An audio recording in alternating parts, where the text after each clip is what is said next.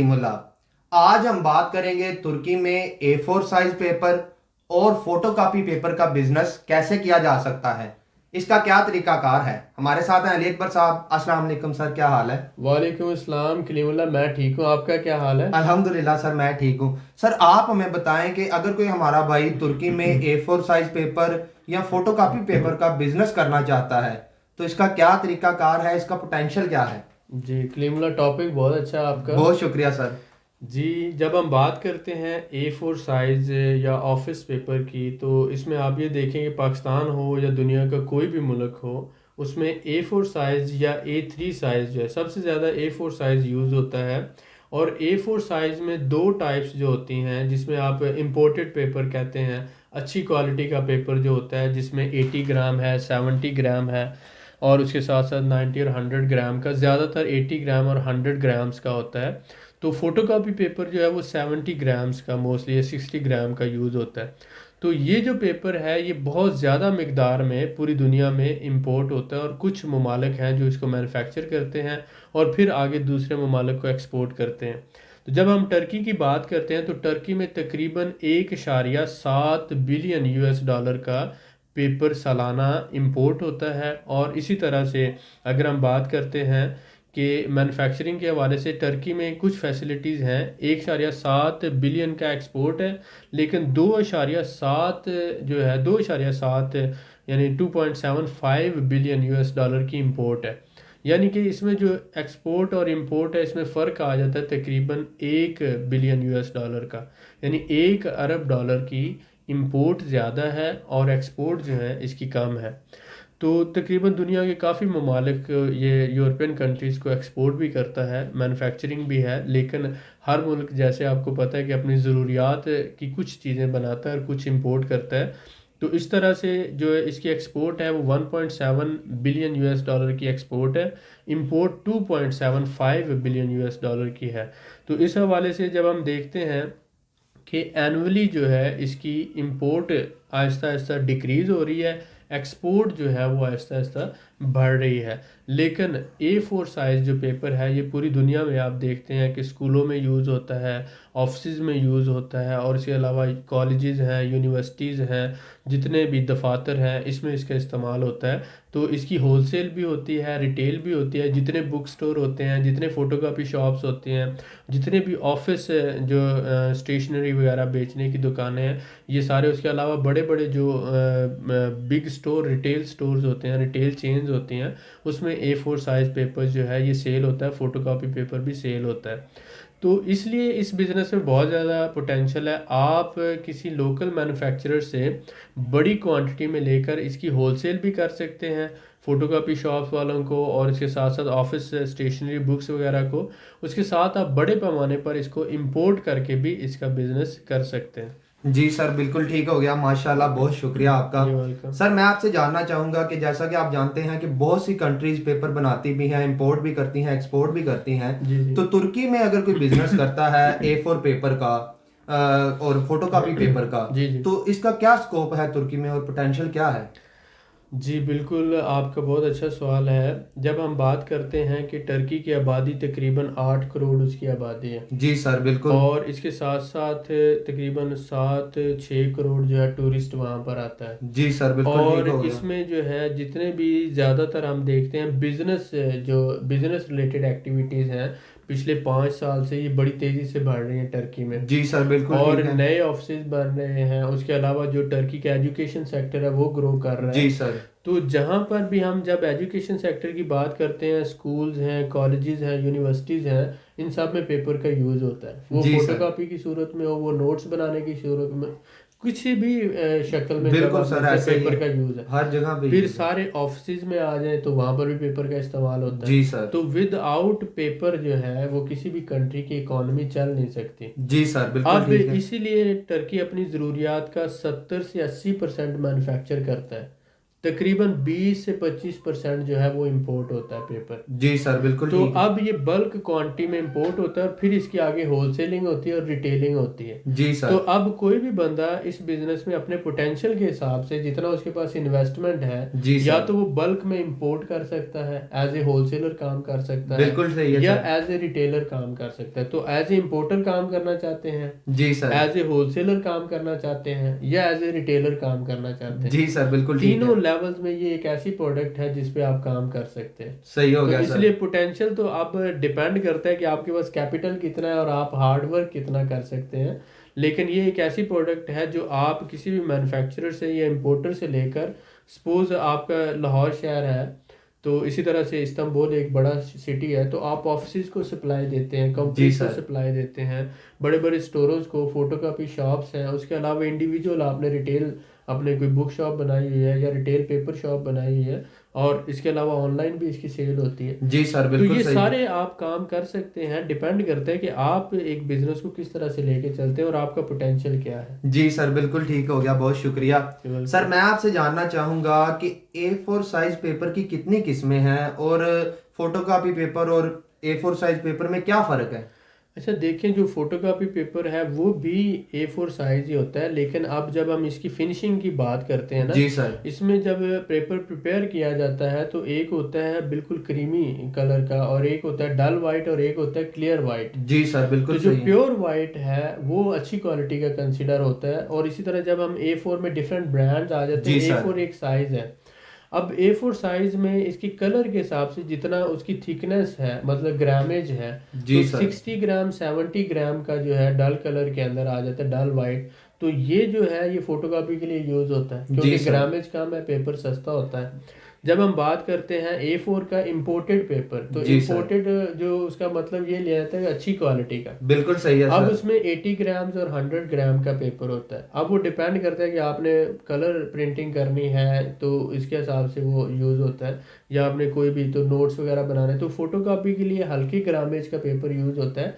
Size वो भी A4 होता है। जी फिर सर। इस A4 में अंदर 3 से 4 क्वालिटीज़ आ जाती हैं उसकी प्योरिटी के हिसाब से, कलर के हिसाब से, कि प्योर वाइट है कितना साफ सुथरा है, और उसकी कलर प्रिंटिंग के लिए कौन सा अच्छा है, जी सर, ग्रामेज बिल्कुल कितनी सर, है। बिल्कुल। तो जब हम ये बात करते हैं तो 80 ग्राम और 100 ग्राम का जो पेपर है A4, वो ज़्यादातर ऑफिस में कलर प्रिंटिंग के लिए यूज़ होता है। जो 60 ग्राम 70 ग्राम का A4 साइज पेपर है वो फोटोकॉपी के लिए यूज़ होता है। तो ये सस्ता होता है और इसमें जो है प्योर वाइट कलर नहीं होता है, इसका थोड़ा सा डल क्रीमी सा होता है। जो प्योर वाइट कलर होता है वो इम्पोर्टेड पेपर का जैसे 80 ग्राम 100 ग्राम का है, ग्रामेज के हिसाब से उस पर डिपेंड करता है। तो ये जो डिफरेंट टाइप्स होने की वजह से जो है इसमें आ जाता है कि वो 80 ग्राम का है, 100 ग्राम का है, 70 का है, या 60 ग्राम का है। जी सर, बिल्कुल ठीक हो गया, बहुत शुक्रिया। वेलकम। सर, मैं आपसे जानना चाहूँगा कि A4 साइज पेपर की जो हमने बात की है, इसके इस्तेमालात क्या हैं? जी बिल्कुल, बहुत अच्छी बात है। आप देखें कोई भी कॉलेज है, कोई भी यूनिवर्सिटी है, उसके बाहर फोटोकॉपी शॉप्स होती हैं, जी सर, बिल्कुल ऐसा ही है। और वो photocopy shops photocopy paper use करती हैं और साथ में इंपोर्टेड कलर प्रिंटिंग के लिए यूज़ करती हैं। जी कोई भी सर। इंटरनेट कैफ़े चले जाएं, जहाँ पर भी प्रिंटिंग आपने करवानी हो, जहाँ पर भी फोटोकॉपी करवानी हो, तो वहाँ पर आपको ये पेपर यूज़ होता है। जी सर। उसके अलावा जो ऑफिस हैं, ऑफिस में भी जो भी फाइल बननी है, जो भी प्रिंटिंग होनी है, उसमें ऑफिस में A4 साइज या A3 साइज पेपर यूज़ होता है। जी सर। तो हर ऑफिस की ये ज़रूरत है, पेपर के बगैर कोई भी ऑफिस काम नहीं कर सकता, फंक्शन नहीं कर सकता। जी सर, बिल्कुल सही है। गवर्नमेंट का ऑफिस हो या प्राइवेट का ऑफिस हो, जी जी। तो कोई भी ऑफिस है उसकी ये बेसिक ज़रूरत है पेपर। जी उसके सर। बाद कोई भी यूनिवर्सिटी है, कॉलेज है, स्कूल है, उसकी भी बेसिक ज़रूरत है, स्टूडेंट्स के लिए भी और ऑफिस वर्कर के लिए भी। जी सर, तो ऐसा ही है। इसलिए जो आप ये देखते हैं कि जब हम बात करते हैं ऑफिस हों, स्कूल्स हों, कॉलेजेस हों, यूनिवर्सिटीज़ हों, हर जगह पर जो है इसका इस्तेमाल होता है।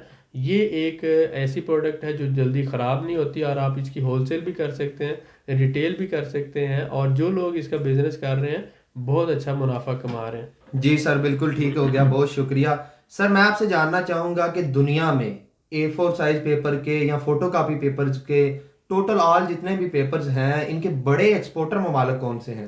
जी, बड़े मैन्युफैक्चरर जी और सर, एक्सपोर्टर बिल्कुल। ममालिक। जी डेफिनेटली, जब आप देखते हैं तो बड़े एक्सपोर्टर कंट्रीज़ में जब हम देखते हैं तो चाइना उसका पूरी दुनिया में आपको पता है जी सर, बिल्कुल। मैन्युफैक्चरिंग में आ जाता है। तो चाइना के बाद जो बड़े एक्सपोर्टर कंट्रीज़ हैं, चाइना तकरीबन दुनिया का 13% जो है पेपर और पल्प प्रोडक्ट्स प्रोड्यूस करता है और एक्सपोर्ट करता है। और उसके बाद चाइना के बाद जर्मनी आ जाता है, ये 12% जो है वो पूरी दुनिया का करता है। जर्मनी के बाद अमेरिका है, फिनलैंड है, उसके बाद स्वीडन आ जाता है, कनाडा है, इटली है, फ्रांस है, नीदरलैंड है, पोलैंड है, ऑस्ट्रिया है, बेल्जियम है, स्पेन है, और इसके साथ साथ इंडोनेशिया और यूनाइटेड किंगडम। इंडोनेशिया रिसेंटली, क्योंकि बहुत बड़े जंगलात हैं वहाँ पर, बहुत ज़्यादा मिकदार में वहाँ लकड़ी पाई जाती है, तो इसमें क्योंकि वुड और पल्प का बहुत ज़्यादा इस्तेमाल होता है, तो इसलिए इंडोनेशिया जो है तकरीबन 100 से ज़्यादा ममालिक को पेपर बहुत अच्छी क्वालिटी का बहुत कम रेट पे दे रहा है।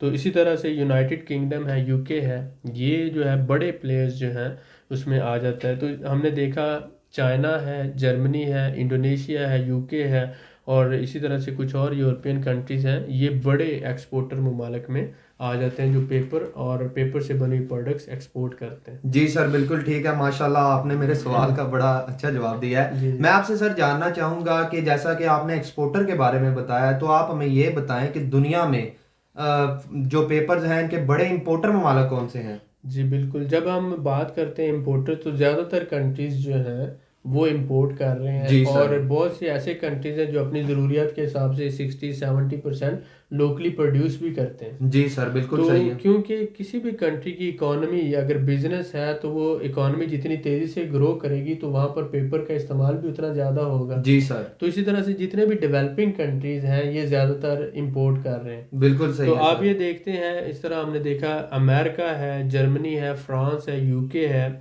इटली, ये तो सारे हैं जो इंपोर्ट करते हैं पेपर। यहाँ पर जो पेपर है ज़्यादातर एशियन मैन्युफैक्चरर्स जो हैं, जैसे मैंने बताया इंडोनेशिया, चाइना, इन ममालिक से इंपोर्ट होता है। उसके साथ साथ जो है पोलैंड, बेल्जियम, स्पेन, यानी ज़्यादातर जो बड़े इंपोर्टर कंट्रीज़ हैं वो यूरोपियन है, यूके है, और उसके साथ साथ अमेरिका है।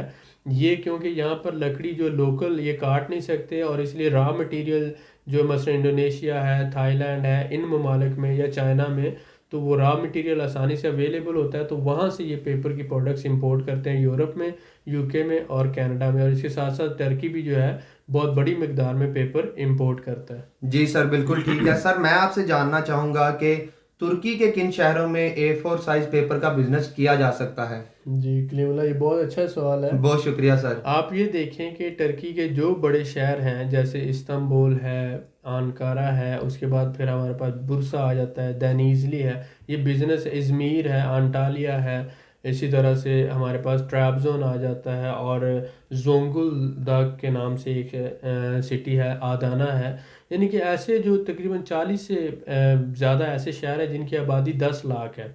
तो अगर हम इनमें देखते हैं, इस्तांबुल, अंकारा है, बुरसा है, देनीजली, इज़मीर, और साथ ही साथ ये ट्रैबज़ोन और जोंगुलदाग, इन सारे शहरों में जो है ये इंडस्ट्रियल सिटीज़ हैं और बिज़नेस हब हैं।